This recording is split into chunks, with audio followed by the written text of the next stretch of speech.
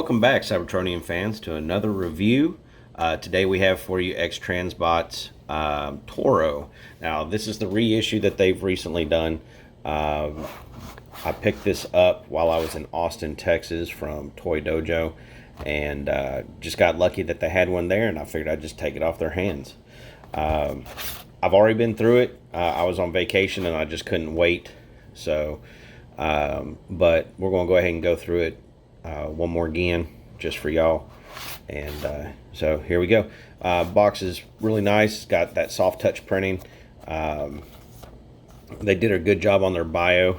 I'm just going to zoom in right here. I'll let y'all read that on your own.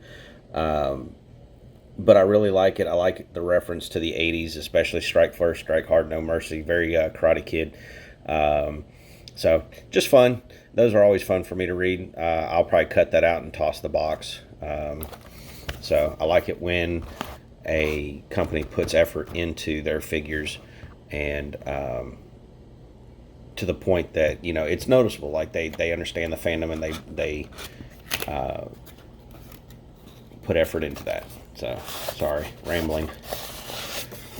So right out the box, you have your instructions, which I did have to use because I had some bits and pieces I wasn't sure if it was going to move correctly or if I was going to break it. Comes in a little styrofoam box, and inside the styrofoam box you get his sled of goodies and a couple of these little doodads here and the car. Now inside here you will see a broken piece. I broke the tip off of this gun. The fitment is so tight that me wiggling it out, I'd actually grabbed it after having the other guns out, and it snapped right off. So be careful when you're pulling that out. Do not break it like I did. I don't think it hurts the look of the gun, but I can also glue it back at a later point in time if need be. So I'm just going to put this back in here and get it out of the way. Now, as far as accessories go, they don't really show too much in the instructions for all of it, but they do show some of it. You got his skids. This actually comes off and attaches to the bottom of the car, and this orange piece really doesn't do anything, I don't think, other than hold pieces like so. So it'll hold everything that it needs to hold. And there you go. He's got 3 guns and his cannon, and then down here he's got the blaster that attaches right here in the hood, and then this little piece attaches here on the hood, I believe, as well. So I'm going to just take that apart, and we're going to just go through this little bit by little bit. Pretty good sculpted detail, black paint, gray plastic. Very simple design, and it's got little tabs that peg in. And let's see, we'll look at one of these real quick too. No paint on this, just sculpted detail. I think these connect together. Yes. So now he's got a Darth Maul kind of setup if you want. I don't think he used anything like this in the cartoon. I could be completely wrong. Either way, neat little addition. So let's take the cannon off. Like I said, these are really tight tolerances. I don't want to break it because it is flimsy. There we go. I say flimsy, I mean like that moves, and I don't want to break that joint. Not sure why that collapses just yet. I haven't really messed with it too terribly much. That, of course, comes off. But nice little bipod, and minimal sculpted detail. I think it provides a cleaner look, and just black paint accents here or there. So yeah, there's that. Take out this blaster.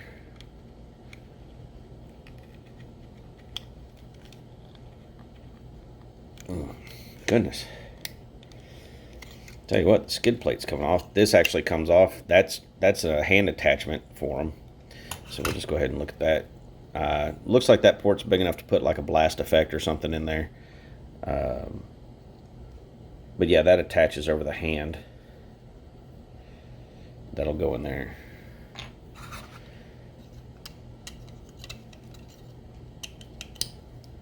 That actually comes off. We'll deal with that in a minute. And let's see here. One of these will come off.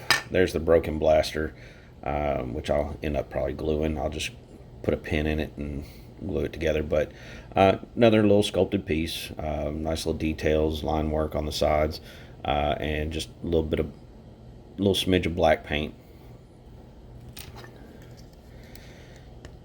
There we go. And of course his last blaster. There's, trying to get my hands right. So little black accent paint details there. Now his hood piece is sculpted to fit in this slot here, and it just tabs in. It doesn't sit flush. That's kind of a bummer. It would have been neat if it sit flush, but nonetheless it tabs in, and I think he had that in one of the episodes. Then I believe this is the same story. This tabs in, and I think it was like related to like transmitting a radio signal or something. I'm not sure. I do not remember. So, and this is just a chassis to hold all the pieces, keep it in a nice clean unit. But yeah, there's that. And then this, I believe, just sits in there like that. And now you have his ski mode from that water episode that they did. And yeah, that's it. I mean, it literally just sits in there. That's, you can pick it up and it just falls right off. So it doesn't exactly tab in anywhere. It doesn't hold fast or anything like that. It just sits there. So, just a doodad. Something will probably end up in the drawer with most of my accessories. So, anyway, set that aside. Now, as far as the car is concerned, it's a very realistic car. I appreciate that in a design. You know, I'm not into cartoon accurate designs. I like that they actually made it a Porsche, and so everything tucks away nice and neat. There's no peekaboo moments, even though you can see the head right there. It's not like eyes looking at you or anything. And yeah, it's nice. I love the paint detail on the taillights. Very well done and thought out. So wheels look very period correct. And then we got turn signals and fog lights, and I think these headlights pop up. I do not remember, but I have a tool that we might try and see.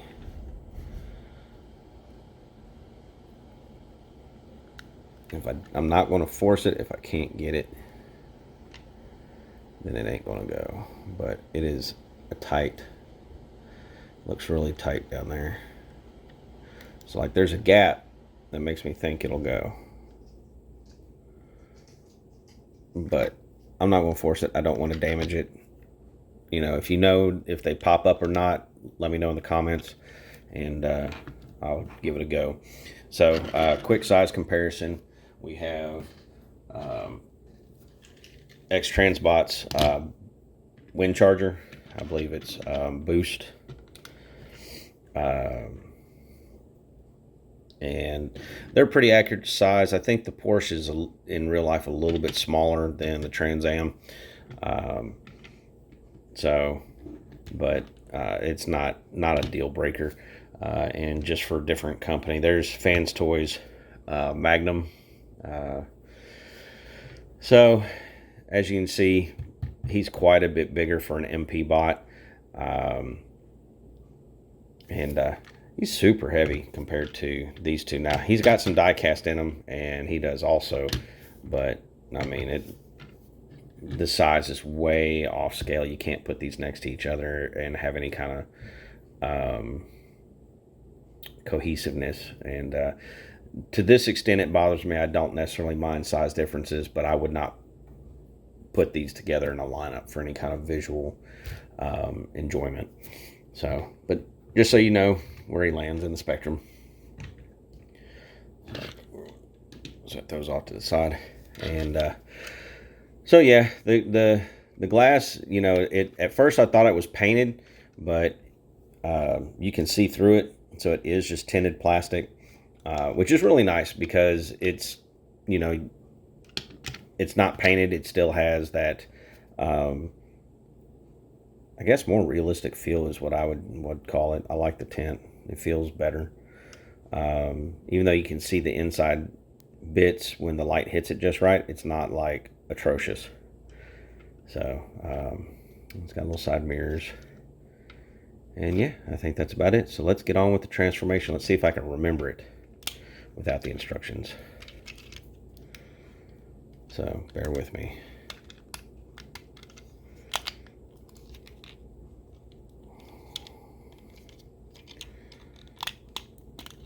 Oh yeah, there we go. Get it loose. We'll fold that up. The wheels, let's see, there is a specific way to do these. They fold in at a direct 90.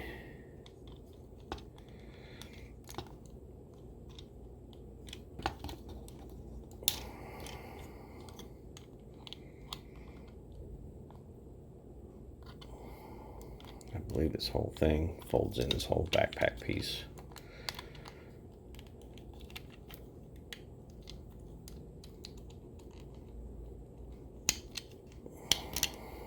Folds in. So you want the wheels to kind of fold into each other flat, like so, and then that collapses down, and that'll collapse down, and all this will tab in together.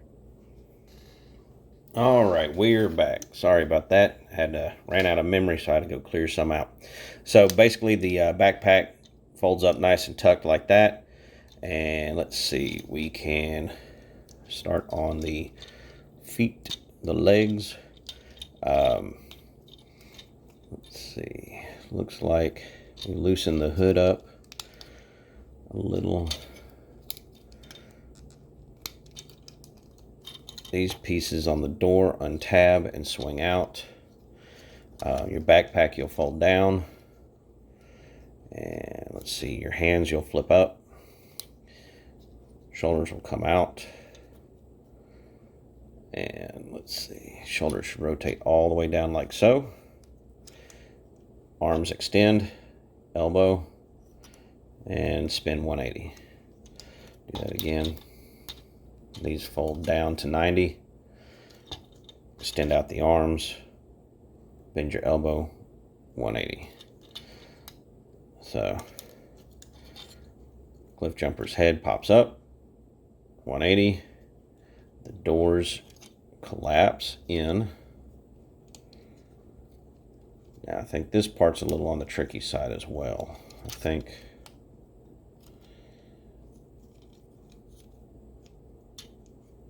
because I know these rotate in.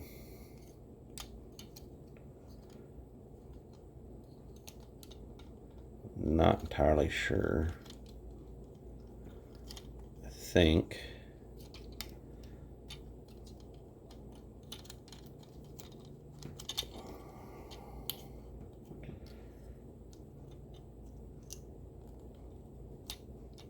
think you spin the door this way to the inside,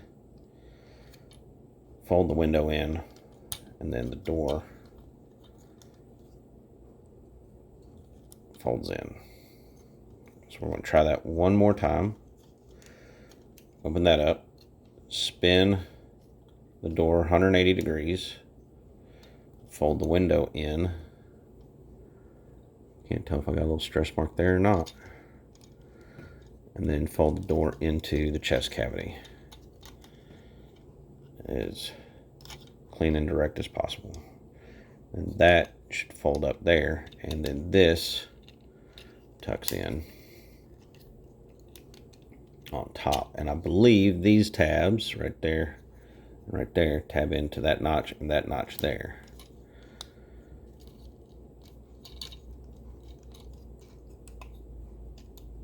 So everything is clean and tidy like it's supposed to be. I believe it does. Yeah, there we go. And one more for good measure.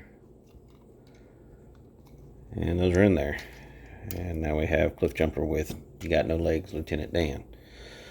I believe the legs just kind of combiner wars out. And let's see. You can rotate it all the way forward. And then rotate that 90 degrees. And let's see. Oh, I know what I did wrong. The hood, actually there's a pivot right here. The hood slides 90 degrees around, and the leg rotates up, and then the wheel folds under.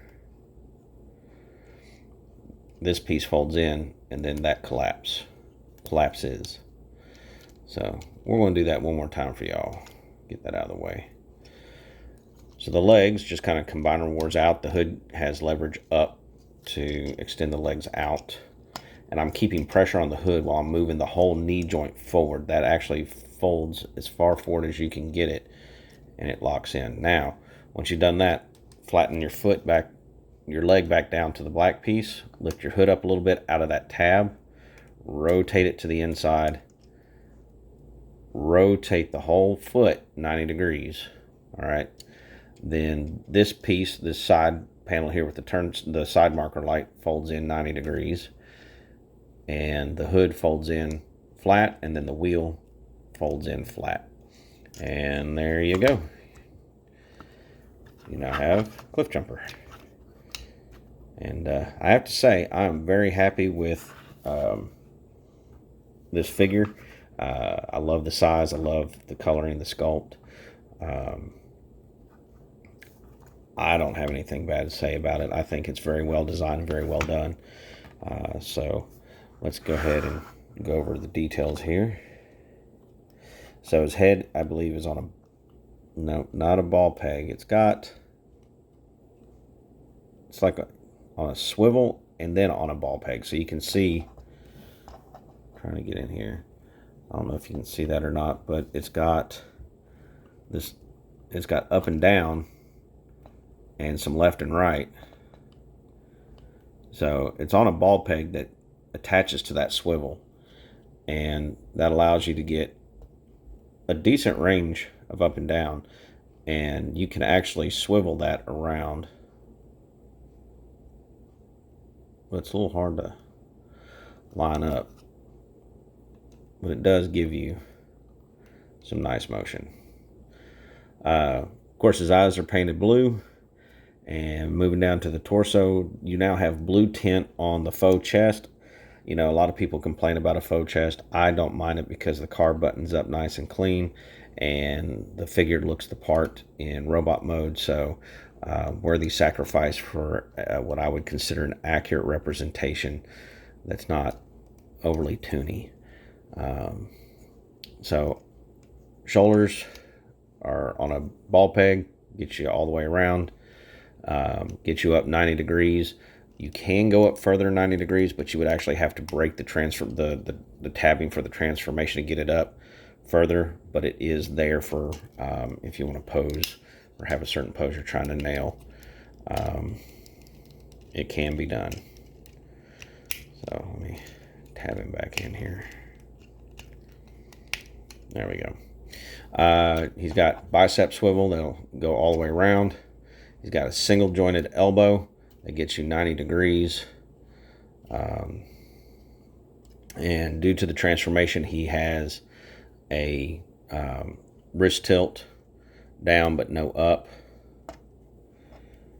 So,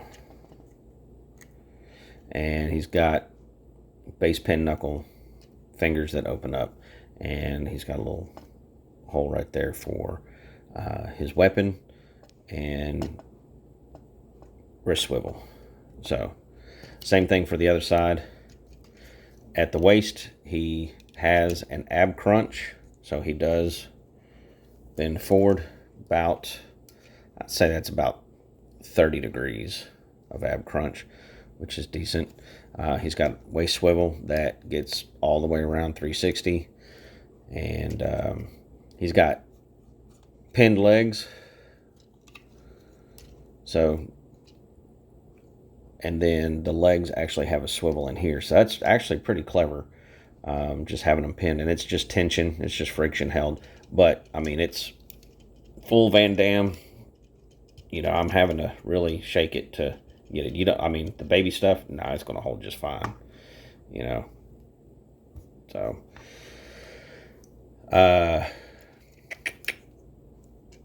all the way out. It could go all the way back, but the backpack gets in the way, so you could get it.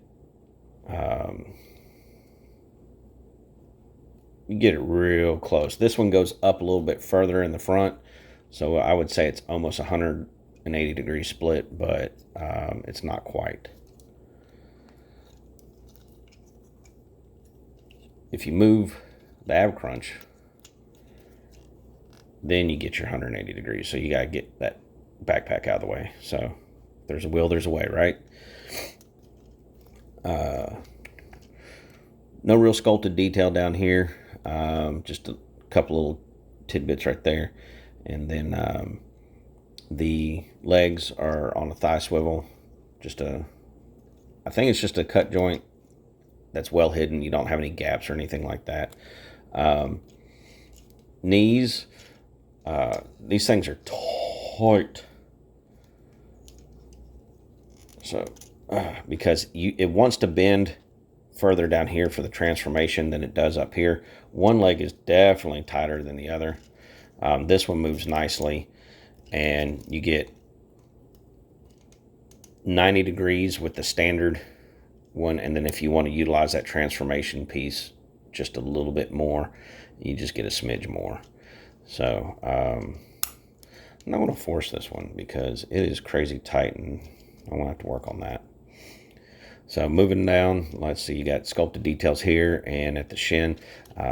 Keep in mind, all this is molded plastic. None of it's painted except for the red here on the blue tinted plastic. I think the face is painted also, but everything else is molded plastic. Then let's see, down to the feet, you get an ankle rocker, and you get forward tilt and upward tilt.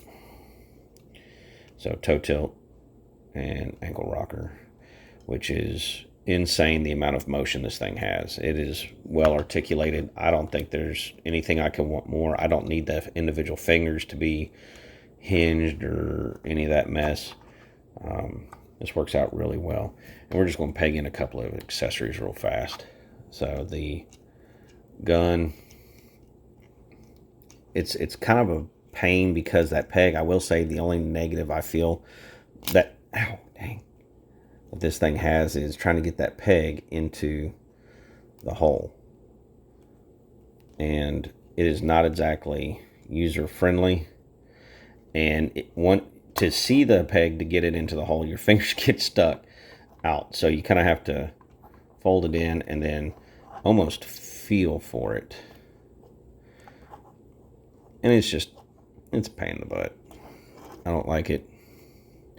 I feel like they should have gone with a larger slide rectangular piece, but I mean, eventually you can get it, and it holds it just fine. It's not loose. You can friction hold it without having to peg it in. It will do that just fine, but yeah, it's fine. It's just me being fussy about it. And he poses up really well. The other thing that I really am not a fan of is he can't get his head up all the way, so that lay down shot with his cannon is really hard to get. You almost need something for him to sit on, almost like a bunker or a barrier kind of set up to shoot over. He does not have the range of motion in his head to really pull that off, but that minor complaint, because that can be solved with just terrain and other stuff in your display. So But yeah, there he is. Pretty happy with this figure. And let's see, a little size comparison I have. Version 1 of MP Bumblebee, which I think was made around the same time. And as you can see, they size really well together. They look great. And I'm very happy with the sculpt and appearance. And just for another size comparison, here he is with Meteor. And just so you can see how they fit together. So I think that's about it. If I am able to get the headlights to pop up, or if anybody has any clue on how to get the headlights to pop up, you know, just shoot me a note. And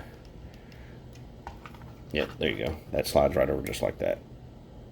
So don't know. I don't remember when it was used or how it was used or anything like that. It doesn't do anything for me, so I probably won't use it. It'll just end up in a baggie. But it's a thing you can do, I guess. And so anyway, that's it for XTransBots Toro. You know, overall, I enjoy the figure. I'm very pleased with my purchase. I think he's great. I think he's better than what Hasbro's coming out with. That thing looks like a crap sandwich, but that's just my opinion. And anyway, that's it for now. If you have any thoughts, comments, or suggestions, give me a shout out in the comments section. Y'all have a great day. Bye.